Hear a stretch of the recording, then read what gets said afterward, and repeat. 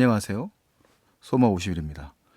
오늘은 별다른 대본이 없이 터미네이터 다크 페이트를 보고 와서 수다를 한번 떨어보는 시간을 가져보려고 합니다.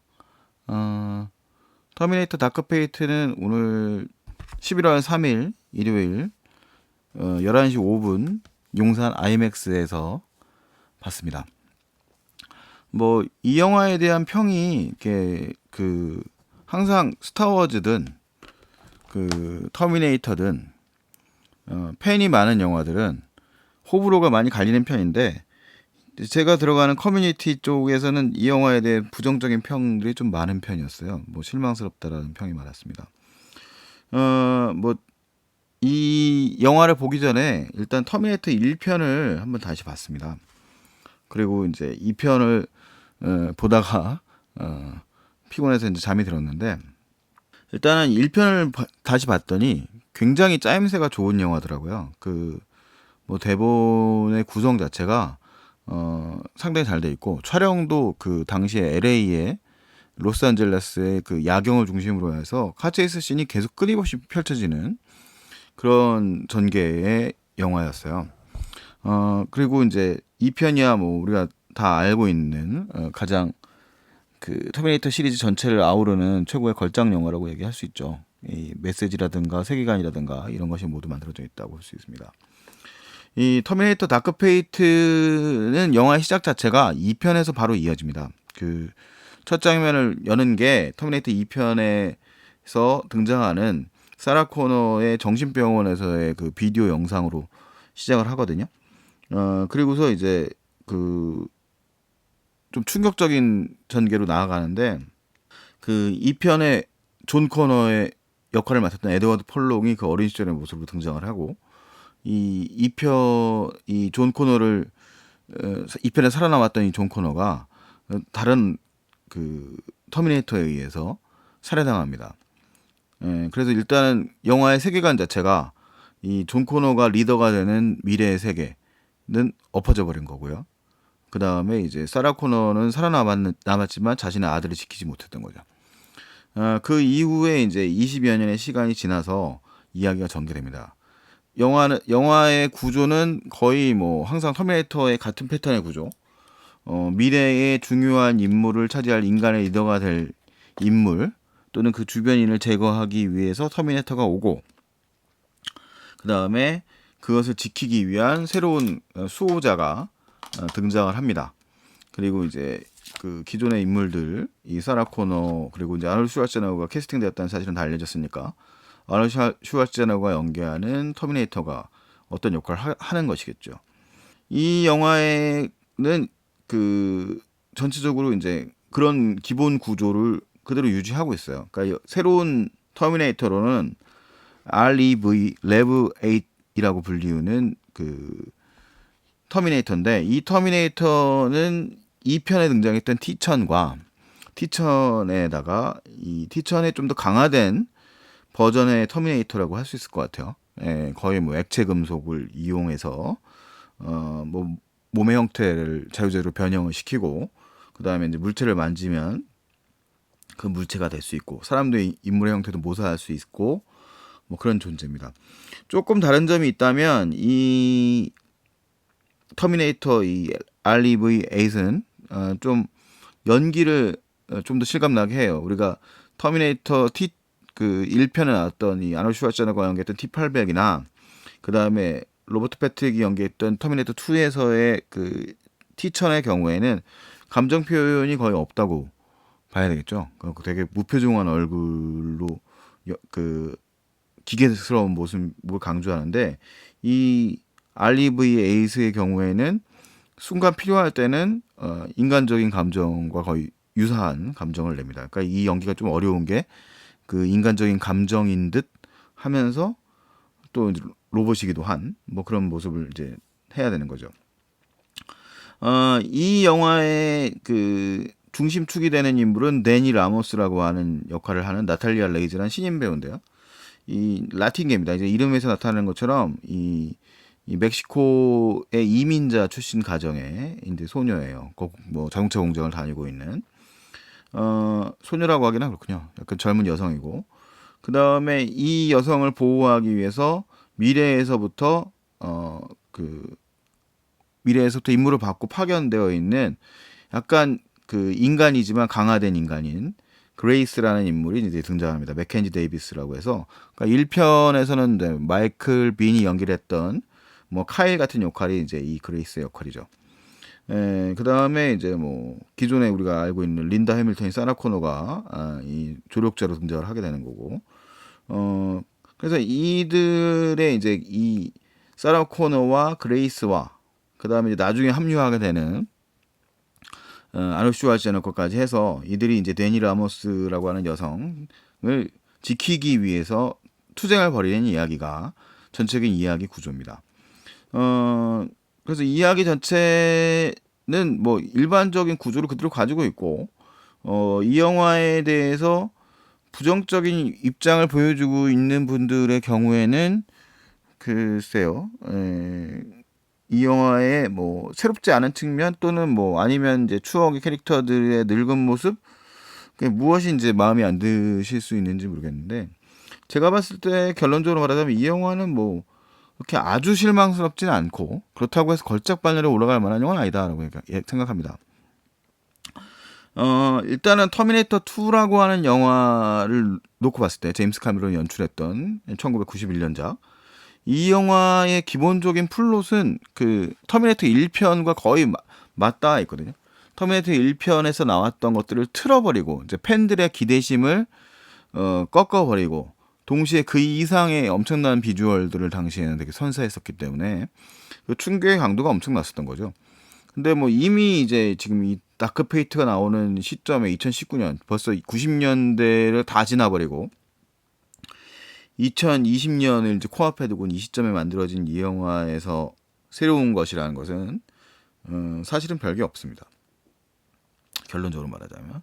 그러니까 이 영화 터미네이터 다크 페이트는 하나의 액션 영화라는 측면으로 바라보고 그 측면의 완성도를 지켜보는 것이 더 합당한 거고, 전형적인 스토리 구조상이라든가 이런 내용들에서는 크게 새로울 것이 없다라는 거죠.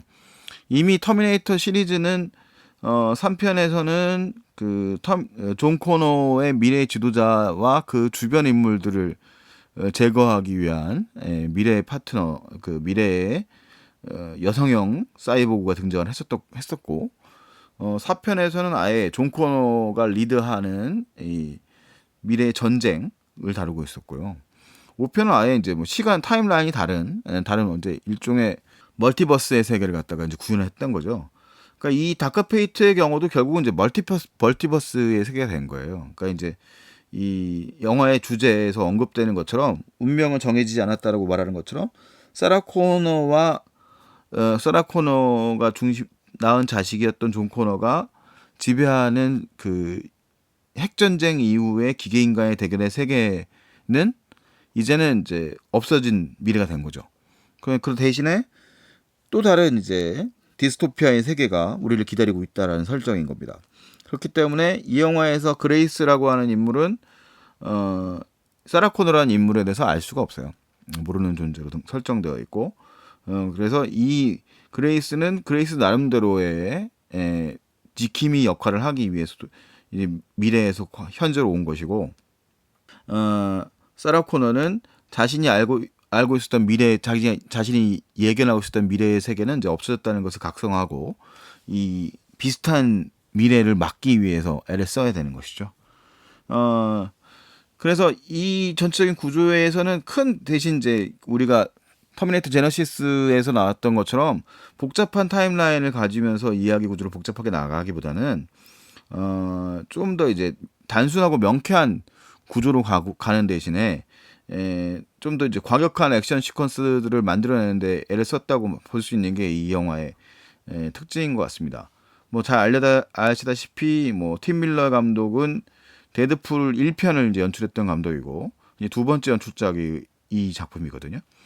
뭐 잘 알려진 것처럼 이제 액션 시퀀스의 이제 문제인데, 이 부분에 대해서도 약간 호불호가 갈릴 수밖에 없는 부분이 있어요. 이제 사실은 이제 1편이나 2편의 경우에는 고전적 스턴트 액션의 시퀀스들을 아주 잘 활용했던 경우들인데, 이 다크 페이트의 경우에는 시각 효과의 비중이 훨씬 더 높다고 말할 수밖에 없고, 후반부에서 뭐 비행기 안에서의 대결 시퀀스 같은 것들이 등장하는데, 그런 시퀀스들은 뭐 인간의 몸으로 해결할 수 있는 문제들이 아니니까 상당히 좀 그 시각 효과 부분들에 집중해서 이해하고 있을 수밖에 없다는 거죠. 시각 효과로 풀어낼 수밖에 없다는 거죠. 그러다 보니까 그 부분에 대한 역시 거부감도 있을 수 있을 것 같습니다. 이 전체적인 이 영화의 그 제가 생각할 때도 그 부분에서는 좀 과한 부분이 있다. 그러니까 고전적인 스타일의 액션 시퀀스들이 좀 더 날렵해지고 과감해지면서 오히려 이제 그런 터미네이터 시리즈만의 그런 중금속적인 느낌의 액션 시퀀스의 느낌이 좀 옅어진 것 아닌가라는 좀 그런 아쉬움은 좀 있습니다. 근데 한편으로는 이 영화를 보면서 이게 일종의 전 세대 이제까지 터미네이터가 1편, 2편 이후에 만들어졌었던 영화들이 이제 반복해서 3편이 이제 연속해서 실패했던 거잖아요. 영화적으로. 근데 이 3편이 결국은 같은 이야기를 반복하거나 변형하면서 하려고 했었던 것들이 결국은 이제 1편, 2편에서 만들어졌던 세계관들을 어떻게든지 유지해보겠다라는 생각으로 가다가 실패한 거라고 생각을 하고, 아예 이 다크페이트의 경우에는 새로운 세대의 이야기를 해보겠다라는 좀 과감함이 있었던 것 같아요. 거기다가 이제 약간 세계관의 형태를 등장인물들을 멕시코 출신의 인물로 데니 라모스라고 하는 여성 캐릭터가 이 멕시코계 사람이고, 그 다음에 이 트럼프 시대에서 가장 민감한 사항 중에 하나인 이민자 문제. 도널드 트럼프가 대통령 집권한 이후에 이민자를 막겠다고 했었던 그 멕시코 국경을 배경으로 주로 하고 있는 장면들. 이런 장면들이 뭐 특별하게 뭐 시사적인 느낌들을 준다기보다는 그런 좀 변화를 보여주는 양상인 거죠. 그래서 그런 측면에서 이 다크페이트는 뭐 긍정적인 측면도 있다고 봅니다. 그러니까 세대가 바뀌었다 하면 인정하는 거고, 린다 해밀턴이나 아놀드 슈왈제네거는 전 세대를 대표했었던 캐릭터들이니까 그 캐릭터들이 이제 어떻게 보면 퇴장할 명분을 두고 있는 영화가 아닌가라는 생각도 들었어요. 뭐 아놀드 슈왈제네거의 경우에는 그 사실은 이제 등장하는 장면에서 이미 이제 아놀드 슈왈제네거가 1편, 2편만 전제로 했어도 1편에서 나쁜 T800은 이미 죽었죠. 거기서 파괴되었고, 두 번째에 그 좋은 T800, 뭐 T800인지 모델이 T805인지 정확하게 기억이 안 납니다만, 그 경우에도 이제 아주 명장면으로 꼽히는 장면을 통해서 이제 스스로 사라져 버리죠. 그러니까 여기서 등장하는 알슈왈제네거는 같은 모델의 터미네이터인데 대신 적입니다. 이 나름의 역사를 가진 인물로 등장을 해요. 20여 년의 시간을 통해서 인간에 대해서 이해를 한 그런 인물로 등장을 해서 자발적 선택을 통하여 영화에 설정했다는 겁니다. 그러니까 이 부분에 대해서는 좀 거부감이 있을 수도 있는 분들이 있어요. 터미네이터라고 하는 캐릭터 자체가 학습 능력을 지녔다는 걸 인정할 거냐라는 부분도 있고, 뭐 거부감이 있을 수 있습니다만, 뭐 저 나름대로는 이 캐릭터를 연기했던 아놀드 슈왈제네거라는 배우에 대한 좀 예우로서는 나쁘지 않은 설정이었다라고 생각합니다. 뭐 린다 해밀턴은 역시 뭐 그 나름대로의 매력이 역시 있는 배우. 그 2편에서 초반부에 등장했던 그 강인한 근육질의 여성 캐릭터라는 건 당시에 90년대 초반의 헐리우드 영화에서 거의 보기 드문 모습이었고, 그런 캐릭터성을 여전히 잘 가지고 있는 강한 그 백인 노동자 여성 계급의 강인함 같은 걸 보여주는 인물이 아닌가라는 생각이 듭니다. 그런 역할로서 뭐 자기 몫을 잘 해주었고, 뭐 이제는 이제 주연급이 아니지만 이제 조연급에 가까운 역할을 맡았지만, 뭐 그 나이 먹은 어른으로서의 제 역할을 하고 있는 게 아닐까라는 생각이 들었어요. 신규 캐릭터로 등장했던 뭐 맥켄지 데이비스, 그레이스 역할을 하는 이제 미래에서 온 수호자, 새로운 수호자. 이 여성의 경우에는 뭐 키가 엄청 크던데, 뭐 나름 뭐 그 자기 역할 잘 해놨다고 봅니다. 뭐 나탈리아 레이즈가 연기한 데니 라모스 역할은 뭐 생각보다는 영화 중심 인물치고는 영화의 비중이 그렇게 크지 않지만 배역 역할이 뭐 나쁘지 않았다고 할 정도 같고요. 약간 조금 그 캐릭터상으로는 제 마음에 들지 않았던 건 이제 새로운 터미네이터의 역할을 맡은 알리브이 에잇의 역을 이제 가브리엘 루나가 했는데 이건 배우의 잘못은 아니고 그 영화 속에서 이 캐릭터 속에서 이 가브리엘 루나가 뭐 천연덕스럽게 인간 역할을 하고 이런 장면들은 좀 이 터미네이터의 전통에선 너무 좀 벗어나 있는 거 아닌가. 좀 기계적인 느낌이라든가 힌트가 지나치게 안 주어지면서 천연덕스럽게 연기하는 장면들은 잘 설정했다면 좀 무시무시했겠지만 조금 더 위화감 같은 게 오히려 좀 느껴지지 않았느냐는 생각이 좀 들었어요. 그래서 좀 아쉬움이 남았고요.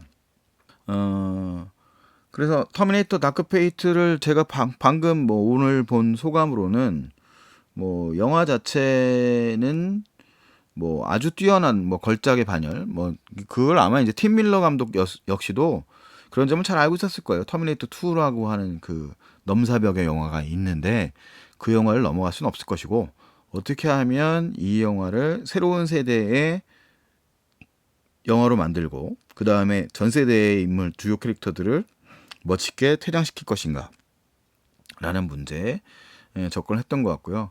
그 이후에 이제 어떻게 액션 시퀀스들을 풀어나갈 것인가에 관심을 뒀던 것 같습니다. 그래서 전체적으로는 이제 전반부의 액션 시퀀스들은 이제 고전적 스타일들의 이제 터미네이터의 액션 시퀀스들 쫓고 쫓기는 그 장면들은 굉장히 멋있었는데 이게 후반부에 중후반부에서 너무 거대하게 나가고 항공 시퀀스로 나갈 때는 좀 시퀀스로 넘어갔다가 뭐 댐 장면으로 넘어가고 이런 장면들은 너무 거대하게 넘어가서 조금 무리수가 있는 것 같아요. 그 장면들에서는 거기서 설득력을 좀 잃은 측면이 있지 않을까라는 생각이 듭니다.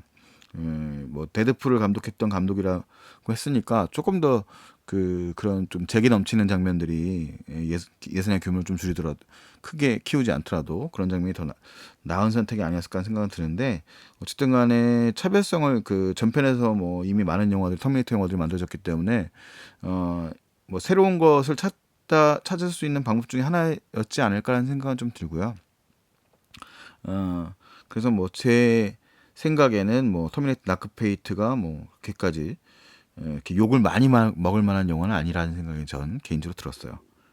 그래서 여러분들도 뭐 이 영화를 너무 대단한 기대를 갖지는 마시고 그냥 편안하게 즐기실 수 있는 영화로 생각을 했으면 좋겠습니다.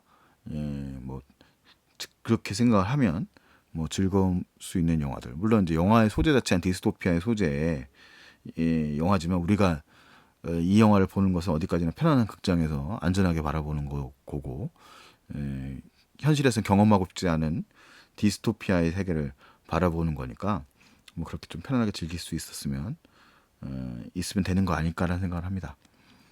뭐 이상 뭐 주저리 뭐 대본도 없이 떠들어본 터미네이터 다크페이트에 대한 제 생각이었습니다.